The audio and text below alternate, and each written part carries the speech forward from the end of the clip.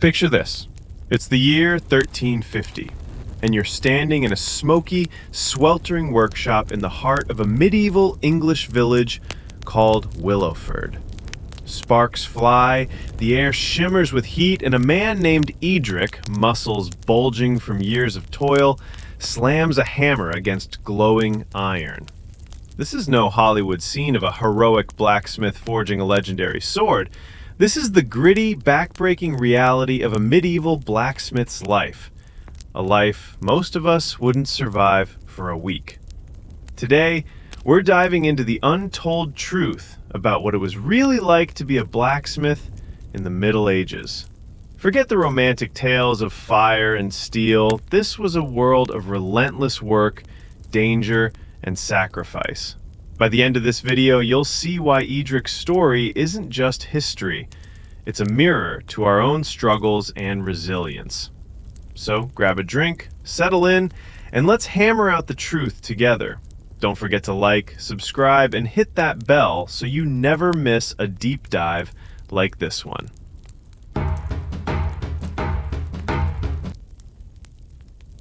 Why does this matter? Because the blacksmith was the backbone of medieval society, crafting everything from plows to armor.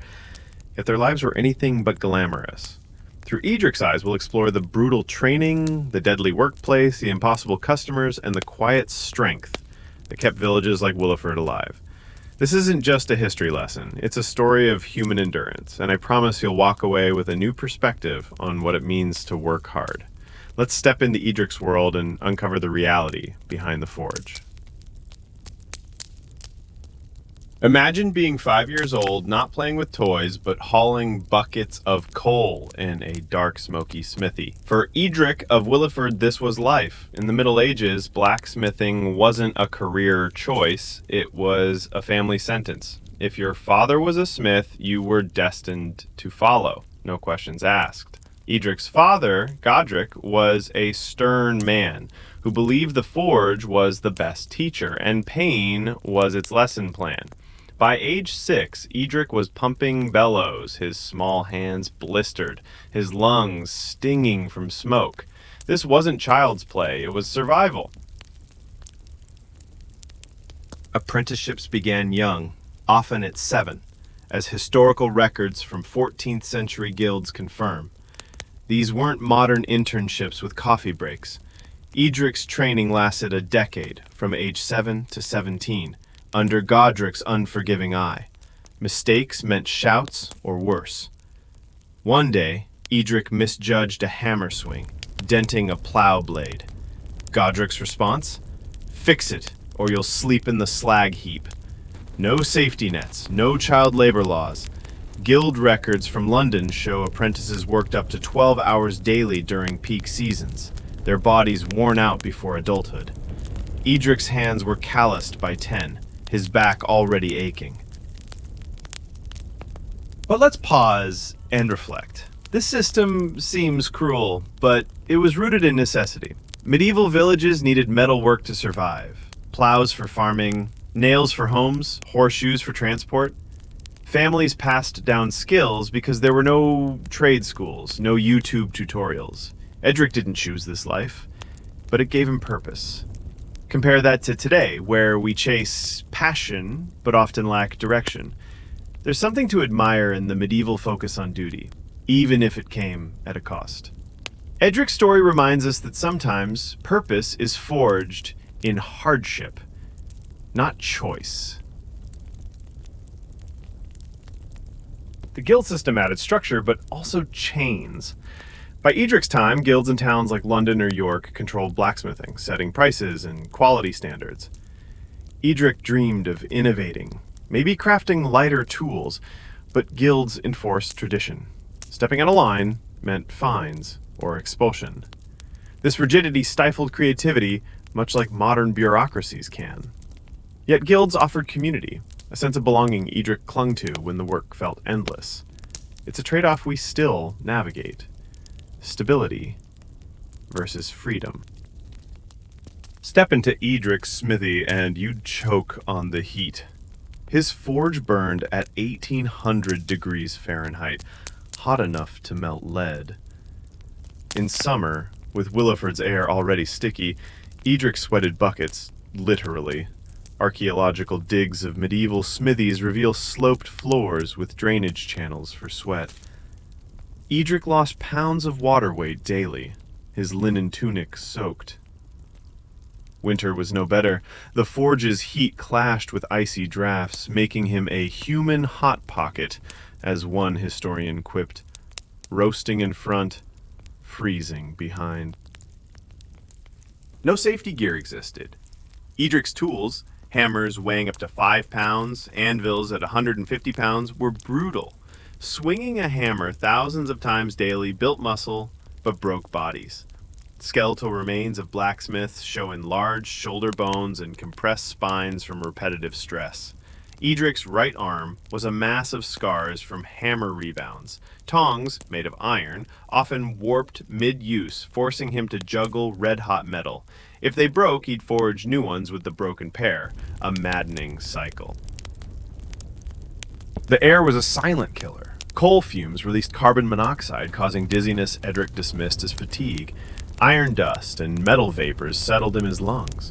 A 14th century study of burial records shows blacksmiths died at 47 on average, compared to 62 for clergy. Eadric tied a cloth over his face, but it did little. His cough, a constant companion by 30, hinted at worse to come. Compare this to modern workplaces. With OSHA standards, we complain about desk jobs, but Eadric's office was a death trap.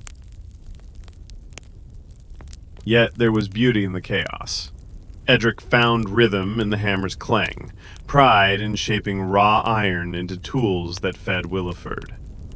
This duality, danger and craft, defines the blacksmith life. It's a reminder that even in brutal conditions, humans find meaning in creation. Today we seek flow in hobbies or careers. Eadric found it in survival. Eadric's toughest challenge wasn't the forge, it was people. Customers in Willowford were relentless. Farmers demanded plow repairs before planting, knights needed swords sharpened yesterday. One noble, Lord Baldwin, once threatened Eadric with a dagger to finish horseshoes faster. Guild records from the 15th century document similar threats, showing blacksmiths were often at the mercy of impatient clients. Payment was a nightmare. Cash was rare in rural areas, so Eadric bartered.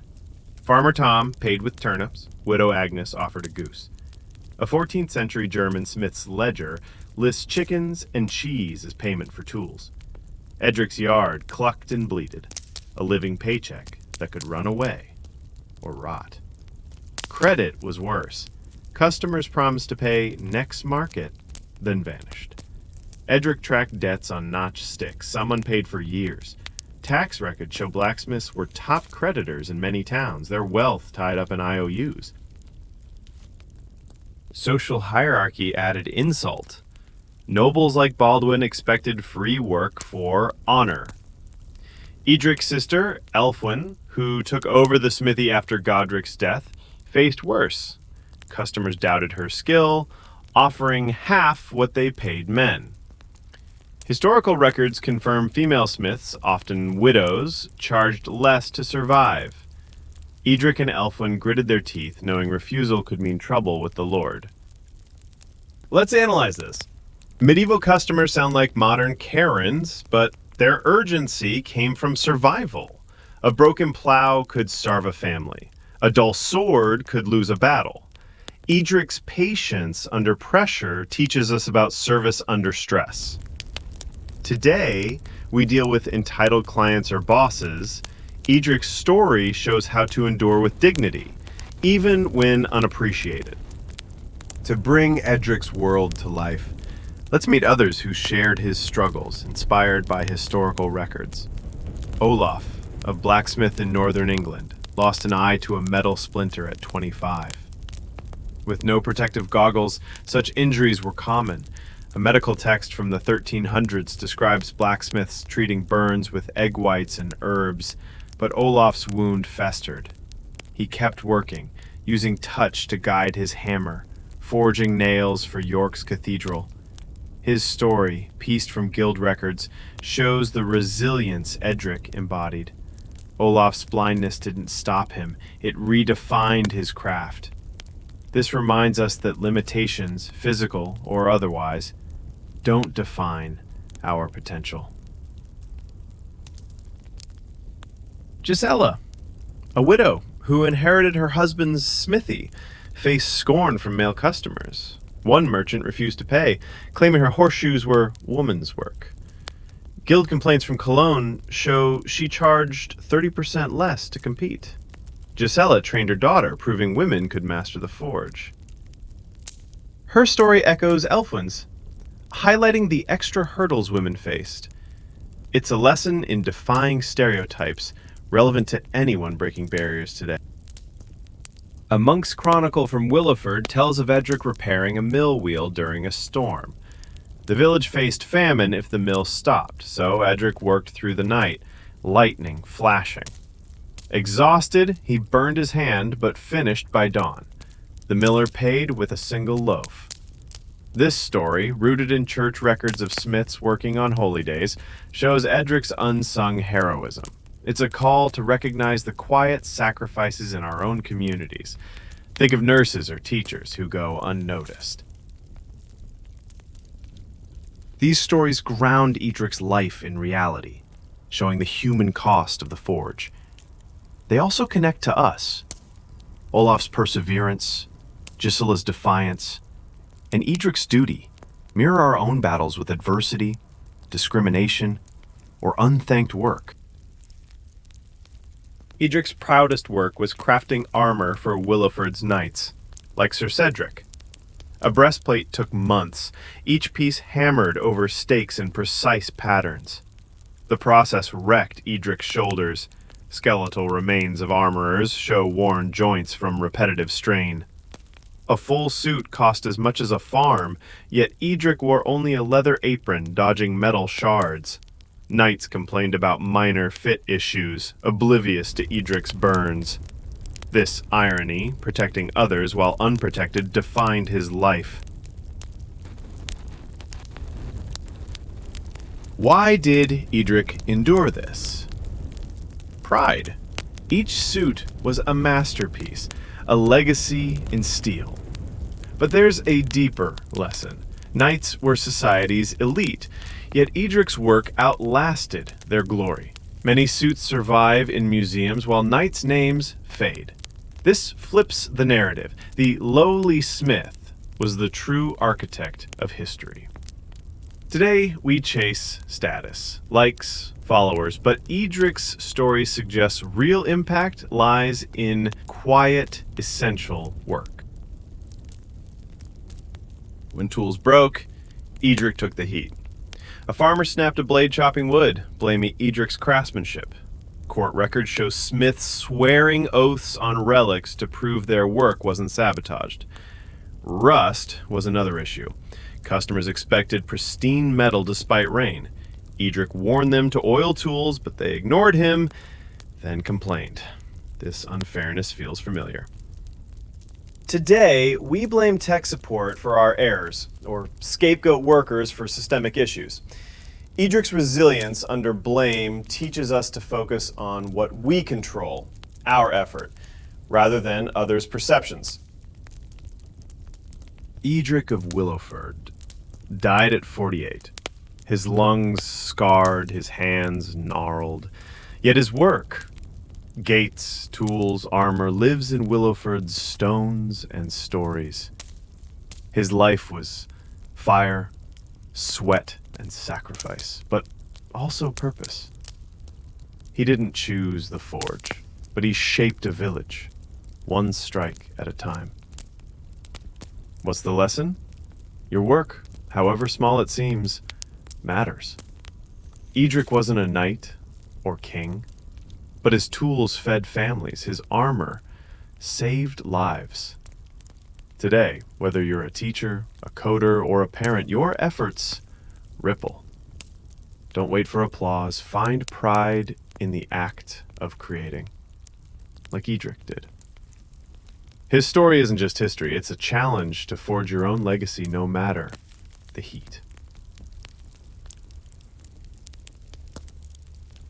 Thanks for watching this deep dive into the medieval blacksmith's life. If Eadric's story moved you, share it with someone who needs inspiration. Like, subscribe, and comment what's a sacrifice you've made for your craft. Let's keep the conversation going. Until next time, keep hammering away at your dreams.